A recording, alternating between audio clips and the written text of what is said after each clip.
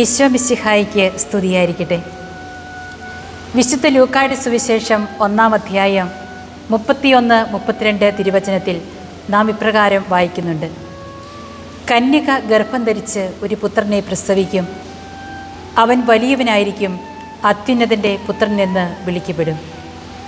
അത്യുന്നതനായ യേശുക്രിസ്തുവിനെ മനുഷ്യനായി അവതരിക്കുവാൻ ദൈവം ഭൂമിയിലൊരുക്കിയ ആദ്യത്തെ ഇരിപ്പിടം പരിശുദ്ധ അമ്മയുടെ ഉദരമാണ്. മനുഷ്യനായി അവതരിച്ച ഈശോ പറയുന്നു, ഞാൻ എന്നേക്കും നിന്നോട് കൂടെ ഉണ്ടായിരിക്കും എന്ന്. എന്നും നമ്മോടൊപ്പമായിരിക്കുവാൻ പരിശുദ്ധ കുർബാനയായി മാറിയ ഈശോ, ആ പരിശുദ്ധ കുർബാനയെ ഈ ഭൂമിയിൽ സൂക്ഷിക്കുവാൻ നാം ഒരുക്കിയ പേടകമാണ് സക്രാരി. പരിശുദ്ധ അമ്മയുടെ ഉദരത്തിൽ സൂക്ഷിച്ച ഈശോയെ തിരുസക്രാരിയിൽ നാം സൂക്ഷിച്ചു വയ്ക്കുന്നത് വിശുദ്ധിയോടെ നമ്മുടെ ഹൃദയത്തിൽ സ്വീകരിക്കുവാനാണ്. ഹൃദയത്തിൽ ഈശോയെ സ്വീകരിക്കുന്ന ഓരോ വ്യക്തിയും പരിശുദ്ധ അമ്മയെപ്പോലെ തിരുസക്രാരിയായി മാറും.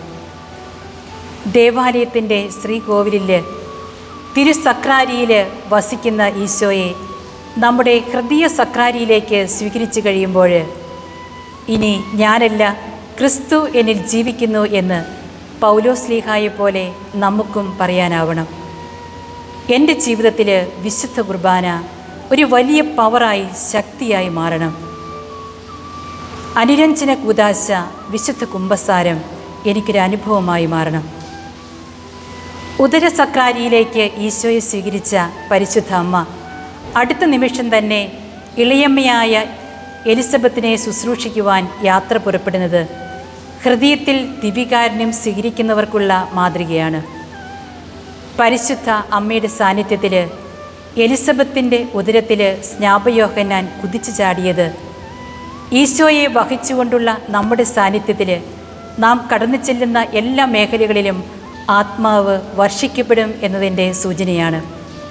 നമ്മുടെ സാന്നിധ്യം ഏവർക്കും ഒരു അനുഗ്രഹമായി മാറണം. പരിശുദ്ധ അമ്മ ആദ്യത്തെ സക്രാരിയായി മാറിയതുകൊണ്ട് ഒരു നിഴൽ പോലെ അമ്മ അവനെ പിന്തുടരുന്നുണ്ടായിരുന്നു. കുരിശിൻ്റെ വഴിയിലും കുരിശിൻ്റെ ചുവട്ടിലും ഈ തിരുസക്രാരിയെ നാം കാണുന്നു.